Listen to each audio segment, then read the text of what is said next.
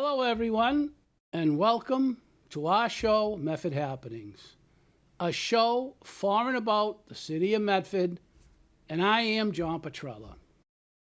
The purpose of this program is to give Medford citizens facts and information to help you make informed choices and to discover city services or businesses you may not have been aware of.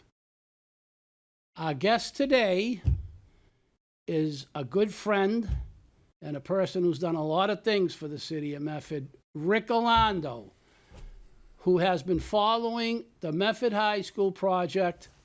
Welcome, Rick. It's a pleasure to have you on. Well, thank you, John, and my hat's off to you. You're doing a good service for the community, you and the team here.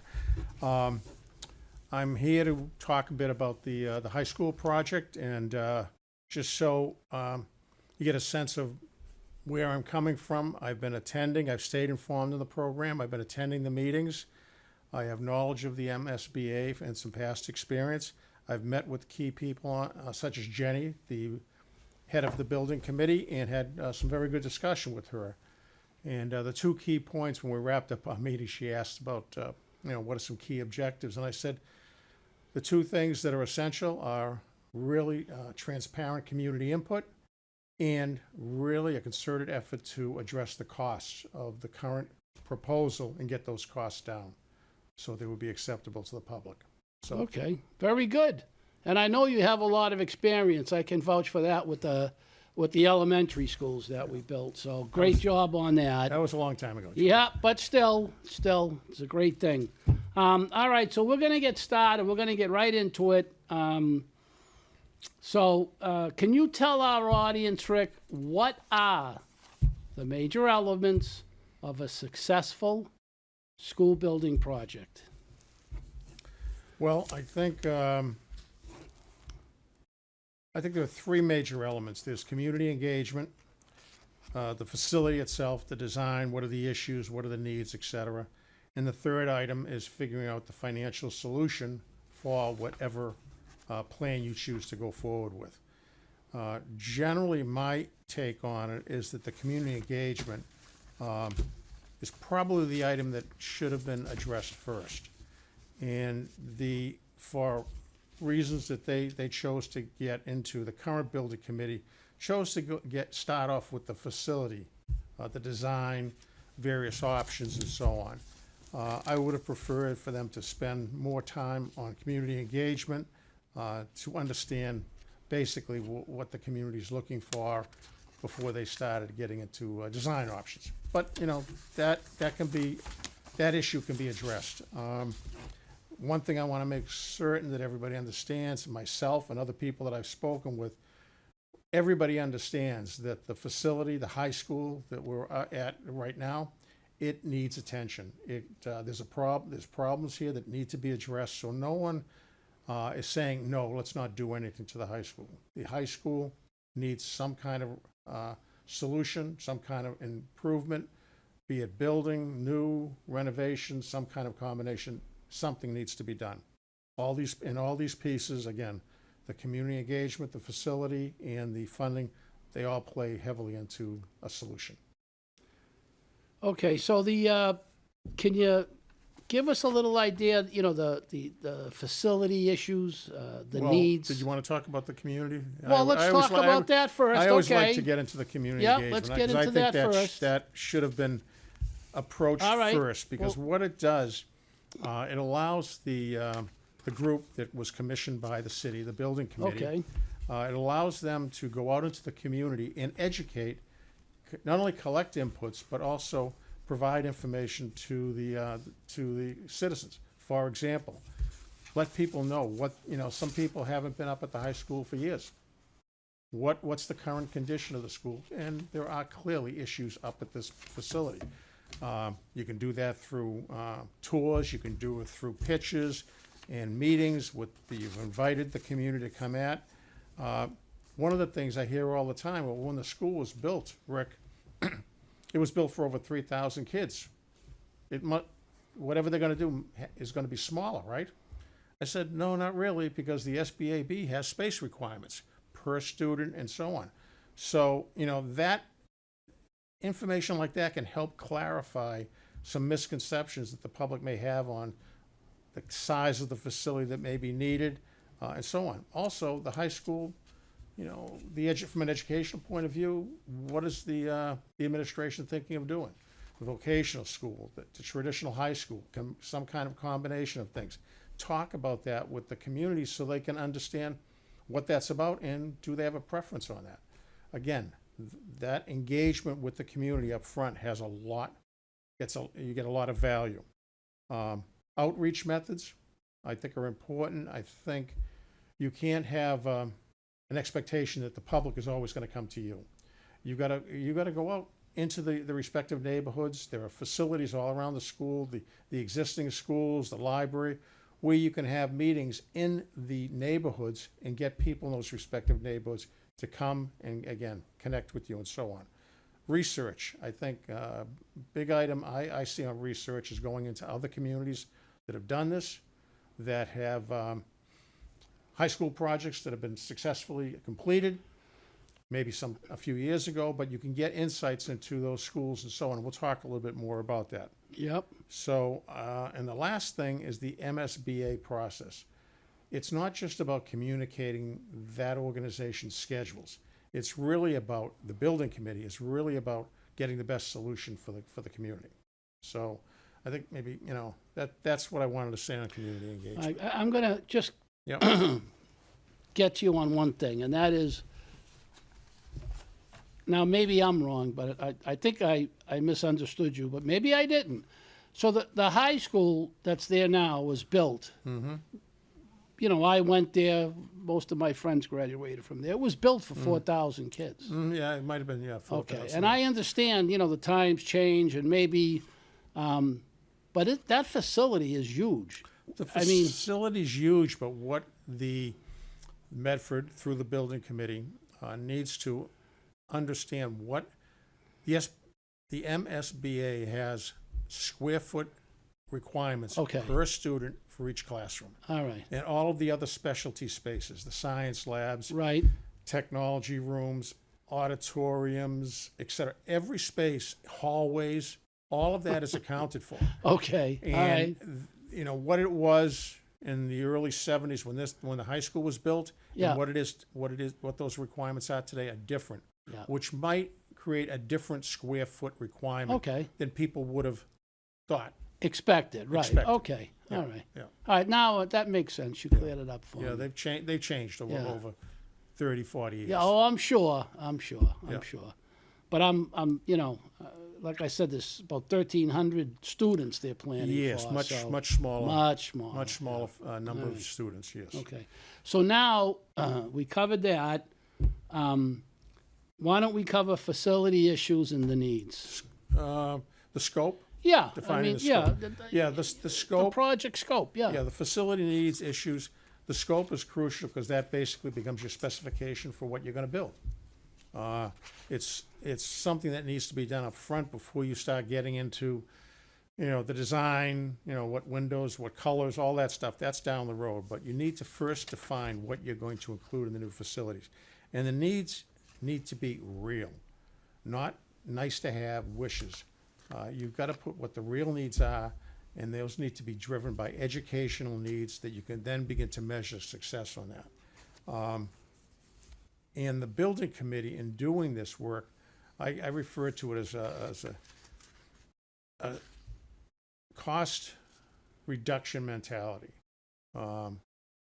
Don't start with just expanding, when in fact that drives costs through the roof, that now you're going to have trouble getting support from the community. If we want this to go forward successfully, it has to be compatible with what the public is willing to pay for such a new facility as this. One of the interesting things was, and I think this project scoping, what the needs are, needs to be done. It needs to be done sooner rather than later. I was in a meeting, one of the building committee meetings, and one of the members of the committee asked, I think it was one of left field staff, that's the owner project manager firm that we have. And I think the question was asked, well, when the MSBA comes out with the percentages of what they're going to contribute to us and so on, if the costs are still unacceptable, can we make changes to the design scope? Now, that would be in April of 2027. Okay. So think forward on that. Right. Yep. The gentleman from left field said, not really, because by that time you've got the design pretty much nailed down. So in other words, you're too late. Right. Yeah. And Yeah. the costs aren't acceptable. It's tough to make decisions. So that's Right. why you've got a year in advance of that. We need to start focusing on the scope and the true requirements, the needs, which drive the square footage Right. now. Now, do that first. Yeah. Yep. Get it out of the Yeah. way. So that's all important stuff. Now, the thing that I think, this concerns everybody. I mean, really, can you give us, I guess, like, the word is like viable financial solutions, Yeah. funding options. I don't know what you would call it, but Well, once you've got the scope identified, you start getting a sense of what the facility might cost and so on. What you've really got to make sure is that, make sure, maybe that's not the right way to phrase it. You've got to do whatever you can to have the costs in line with what the needs are. Because ultimately that drives the tax implications to the public. yes, in a major way. And I think, I am of the opinion that the sooner you get that cost information out, even if it's preliminary, right, to give people a range of what this could be potentially costing, that's going to get them engaged. That's going to have them come to the table to say, Right. why should it be in that range? What could you do to reduce it? We would like to see this versus that. It's going to create this dialogue. right, And there seems to be perhaps for reasons they don't want to stop putting the costs out now because they're afraid it's going to scare people. I think, to what your program is about, we've got to have information to make informed decisions. So even though it might create some heartburn in the community initially, Right. it will create a dialogue, yeah, which then can help the building committee understand what the community wants and is willing to pay for. So Yeah. very, very important, I think. Yeah. So, being financially accountable to the people that live here is huge. that's, Listen, I agree with you, about the school. We need a new facility, an updated facility, whatever it is, but we also have to be accountable. $800 million, that just to me sounds, and I think if they sharpen the pencil and look Right. at, again, if they understand what the community wants in this new facility or is updated new facility, they can then begin to make, in some case, tough choice to say, well, we can take this out, remove that. One of the things I hear is they're looking at shared classrooms, which that's an interesting concept because it maybe eliminates the number of classrooms because the Okay. teacher isn't going to have a dedicated classroom to their course. Okay. So there's a lot of different things they can consider. yeah. So. All right, so let's move on to our next question. Can you tell us, what should citizens know about the MSBA process? And I just want everyone to know the MSBA is the Massachusetts School Building Authority. For those, sometimes we throw initials out and people have no idea. don't So know. it's the Massachusetts School Building Authority. And, I'd like to hit on, how do we maximize the funding from them? Yeah, we'll talk about That would be nice. But basically, the value that the MSBA provides to any community engaging in such a process, they've been doing this for a while. They know they have a whole process. They have steps. They lead communities through how to do that. Oh, okay. What they need to deliver, when they need to deliver it, how they need to work with the professional organizations they ultimately hire, like the architects, the owner project managers, and so on. And that's, for most communities, we don't do this that often. Okay. So it's a new game for most people, even with the building committee, with experienced people who Right. have skills. You're getting into an area that is not common or familiar ground. The MSBA leads you through all that, gives you all the timetables, sets the dates, meets with you. They'll come out and do assessments of your existing facilities, which I think they've done. Obviously, by this time they've done Sure, that to they've the high done school. it. Yep. They'll provide guidance on some of the professional service firms that you need to engage with, and so it's a very helpful process. And you can go on their website, and there's more than enough information if you're so inclined to find out more of those details. But also, what it helps, and one of the things that they require, the state requires, is community input. Now, as I often say, most people, it's not about input telling you as you get into the building discussion, oh, I want this color or that wall or this. It's not about that. Right. Yeah. It's yeah. more about people's sincere inputs on what they would like to see in their facilities. So, Right. for example, the traditional high school and the vocational school, just use that as one example. Okay. What do people feel about that? They've been traditionally separate, but now there's some talk about integrating to a degree those two programs. What do you, the community, think about that? Because as you get inputs from the community on that, it refines or gives direction to the building committee on which, in the school administration, which way to go, which has an impact on space, numbers of classrooms, where to locate the facilities or the rooms inside the building. That's the kind of input that comes about with good active engagement from the community. Yeah. So the MSBA really does have a big role. Oh. They really do. I mean, You have to meet the deadlines, meet the requirements, the reports, drawings, all of that has to be met in order to, if you want to get any funding, you have to meet those requirements. okay. Yeah. So that's a big part of it. All right. Well, we're going to go to the next question. This is like huge, I think. And we'll talk about a lot of other things, but what is it that drives the project costs? What's the main thing behind that? Well, the funding eligibility. Yeah, driving the costs. Yeah. Well, I've got something that can explain some of those Okay. in a few, but on the funding. All right, go ahead. On Yep. the funding itself, which again is provided by the MSBA, if you've met all the requirements. Right. Okay. What happens, and I think you see it on the screen there, all communities are started at baseline at 31%.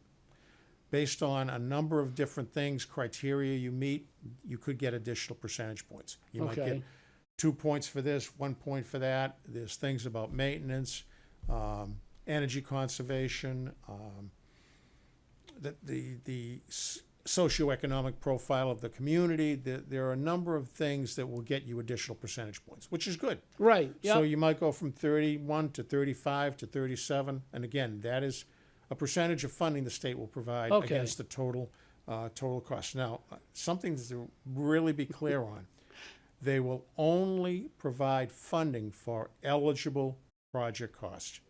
Some things are not eligible. Okay. So. If they wanted to put, I think, district offices for certain city functions in the building, you can do that, but they're not going to provide any They're not funding for going that. to give you a penny. Not going to give you a penny towards that. You might want to do, we've got a pool. You might want to renovate the pool, build a new pool. Again, you can do that, but you're not going to get any money for that out of the state.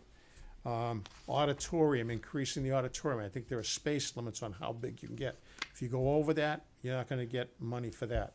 So it's important to understand that whatever percentage is decided on ultimately is only for those things that are eligible. So, I mean, when they put this all together, you said 31%. So the MSBA is actually going to come in and tell you, no, we're not, what they're going to pay for, what they're not going to pay for. Well, they will go through, I think it's about a year from now, they will give the city, because the city will have given them this selected design, Right. the costs, and the MSBA will then say, okay, Yep, we approve that, and the percentages we're gonna give you based on all the dialogue we've had, meeting criteria is gonna be X percent. And, so they will give that. They are in the driver's seat on that. So, and what you're saying is the baseline is 31%. But it could be higher. It could be a little higher, but could it be lower? I don't think so. I don't think so. Okay. I mean, there, again, if you had, whatever the cost of the project is, that percentage that's approved is only gonna be for the eligible items. So if Okay. you had a high school project that was, $600 million, and $100 million of that, of the construction was not for eligible items, that percentage would not apply that to So that they're not number. going to pay for any of that. They would not pay for Okay. that portion of it. Again, and they will make it very clear on what they cover and what they don't cover. Okay, so people will know ahead of time. Everyone that's working on this project will know ahead of time, and hopefully, the citizens of Medford would know ahead of time, right? I mean, that's going to be open and out there, right? Yes. Okay. But now this goes to a point I raised a few minutes ago, a little earlier. Yes. That's going to happen, I think, in April of '27. Okay. And one of the building committee members asked that question. When that happens, we see the percentages, and we realize it's still too expensive. What latitude, what flexibility do we Right. have to modify the scope and change the cost? And the input from the professionals was, at that time, it's pretty well locked in. Oh, So that's my point. We need to do the evaluation of the scope and reducing items now, yeah. not a year from now. So that's a key thing, and I'm glad we got that out there. And that's the stuff we're here for, to get that information out. That's big. Yeah, That's huge. It's very Oh, significant. Yeah, I had no idea. You have to know when, again, their process is all mapped out. You Right. have to know when in the process you need to provide certain Yeah. things. Well, let's hope Yeah. the process is followed here. All right. So now, I had mentioned it earlier. We'll get into it now. And this is what I'm always. Are we all set with that last subject, by the way, before we move on? Yeah, that one, we pretty much. We're pretty much covered, yeah, all yeah. set? Okay. I just want to make sure, because that's big. And, yeah. So next is what actually drives the project costs? What's going to, what are the factors that drive that? So it's basic math. It starts with the scope, which defines what you want to include in the building. I want these kinds of rooms, this kind of science lab, this size auditorium, these kinds of offices for the school administration. All of those things, every one of those items gives you a square footage per what the MSBA rules are for allowable space. So a classroom that's going to house 25 kids, there's going to be a square footage size for each kid. It's going to say that classroom needs to be that size. It's that detailed. Oh, So very much detailed. they're going to say this classroom's going to have 25. So that means all the classrooms going to have 25? The general standard General classrooms guideline. Okay, will- that's yeah. interesting. But the question becomes, are there things that the current building committee, school administration might be entertaining to be included in this project that are things that are going to drive costs that are maybe optional as to whether you want to include them Right. in the high school? Yeah. Meaning, optional meaning, can we afford to do that? Yeah. So, again, it goes to the project scope, which is defines the square footage. And, looking at the chart there, you see Yep, the we have the square charts footage. up. Yep. And then basically, the square footage drives the construction cost. So, what do you want to put in there? How many square feet times the appropriate And rates? that's And you get the cost of the of the project, Right. the school. and we want to hope that everything that's in that square footage is something that they will pay for or help us pay for. The more of that they participate in, meaning eligible things, Correct. the better off we are. Right. If you have a lot of stuff in there that's nice to have but not eligible, those items will be borne by the city. Yeah. Not So there could be a lot of added costs. what you want to do is really sharpen the pencil. Yeah. And really question whether you need that. Okay. because that's ultimately going to say you have to be financially responsible, accountable to the citizens, the taxpayers. They absolutely, positively have to Yeah, be. I yeah. mean, this is, So I would just suggest, just keep in mind as we go move, I think there's another slide coming up. yeah, Keep in mind square footage and driving your requirements and your Requirements. scope and ultimately your construction costs. Keep that in mind as we go with one of these slides all coming up. important stuff. Yeah, yeah. Yeah, it really is. All right, so let's get to the. I think this is important too. How does Medford High School, the building project, compare? I mean, there's been a lot of. We all know there's been similar projects in surrounding communities.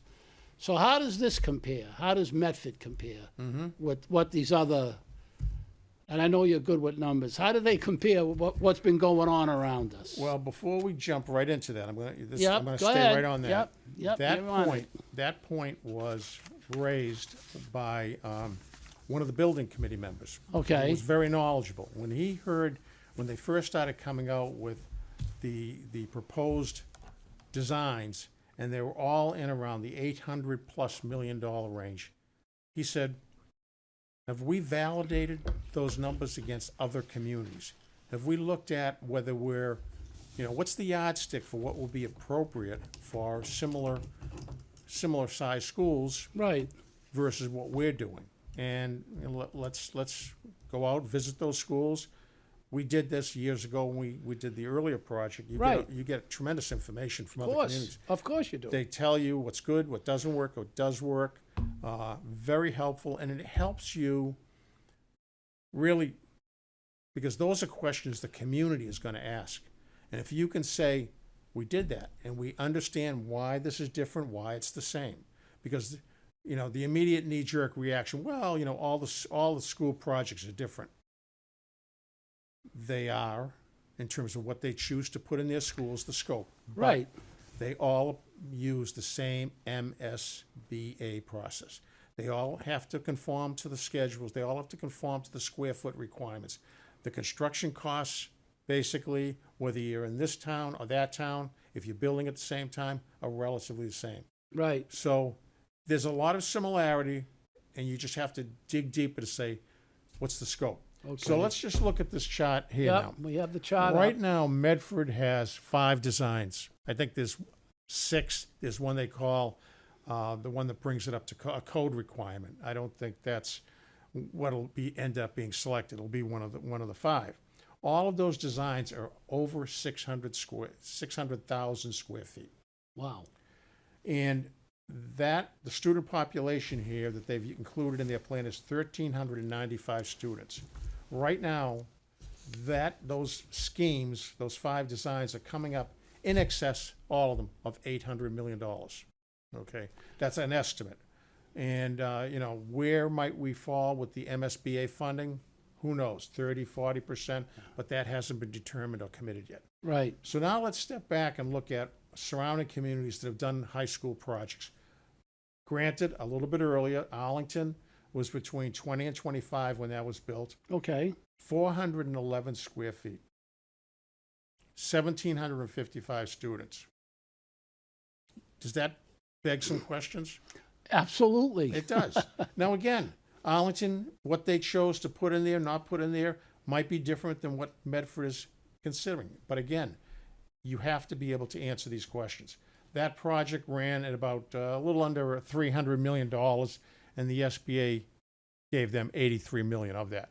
Okay. Winchester, which was a renovation, Right. 284 square feet, 1,370 kids. A renovation, that one cost a little over $100 million. And you can see the numbers there in terms of what they got back from funding. Right. Stoneham was a very different animal, much smaller school, Right. 207 square feet.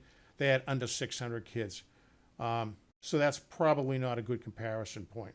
But the others, when you have schools that are servicing similar size student bodies, the question needs to be answered, why is Medford so significantly higher square foot wise And if you can defend that and make a case that we want to put these programs in there, and the community says we absolutely agree with that, then the square foot numbers can stand on their own. If not, then you've got to question what you're going to remove.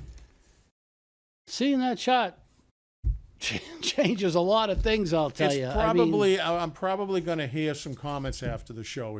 It's probably, well, Rick, that's not a perfect comparison. Nothing in this There world. is, right. But it puts up some information that causes you to question what our numbers are, and Right. which drive us to $800 million. And that's the exact question the gentleman on the building committee, when those numbers first came out, says, we need to go and visit other communities. We need to understand so we can baseline and verify these numbers against other communities of similar size that recently did projects.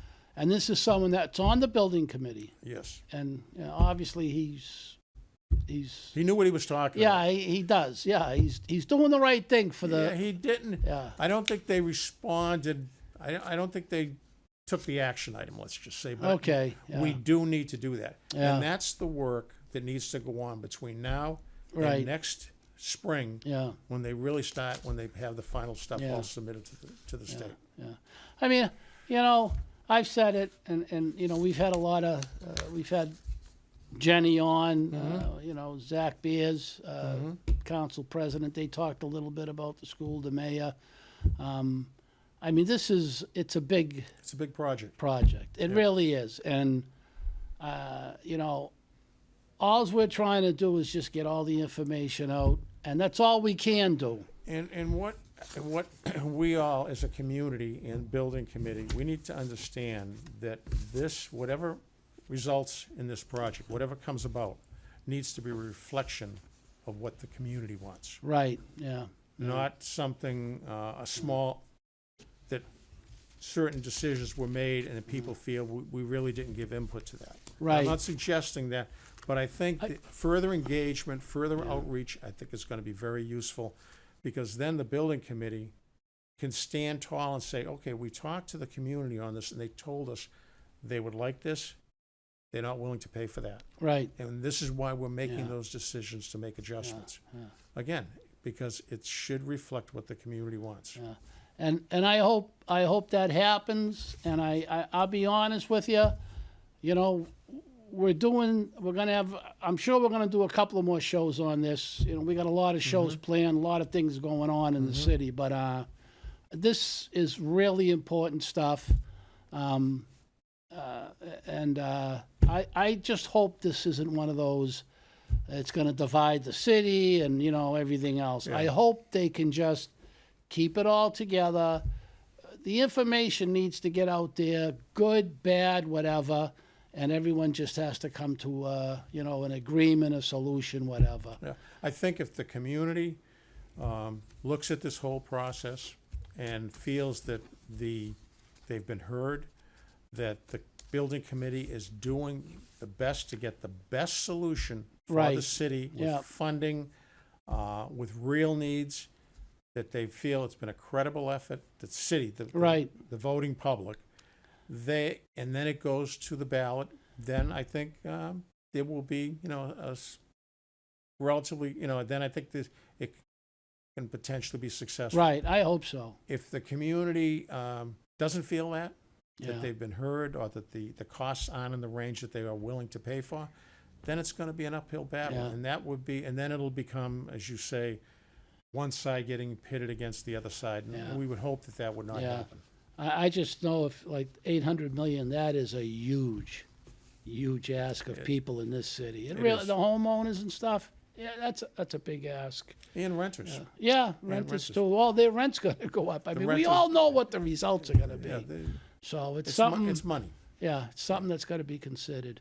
All right, unfortunately, Rick, we're gonna wrap it up. That's fine, John. But I'm going to tell you, the information that we have today, I think, is very, very valuable. I think the people that see this, that watch our show, and there's a lot.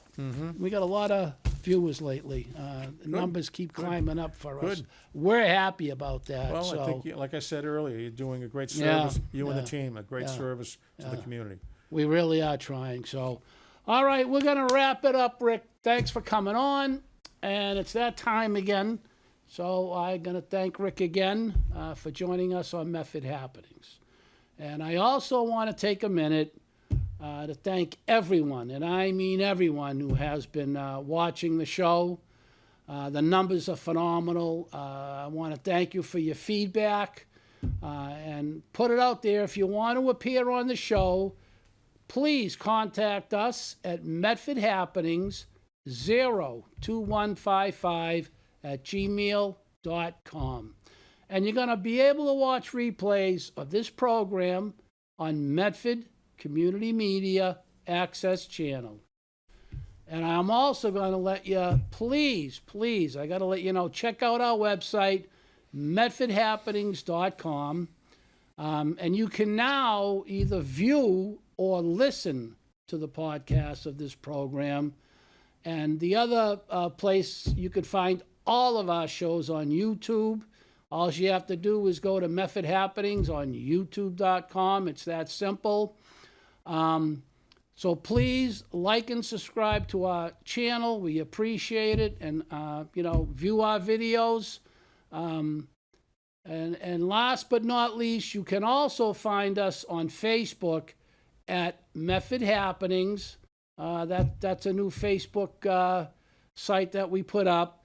And you can also view us on other Facebook sites as well. So anyhow, for the Medford Happenings team, Paul, Marco, Bruce, and of course James, I'm John Petrella. And remember, Medford, please stay informed. Thank you, Rick. Thank you, John.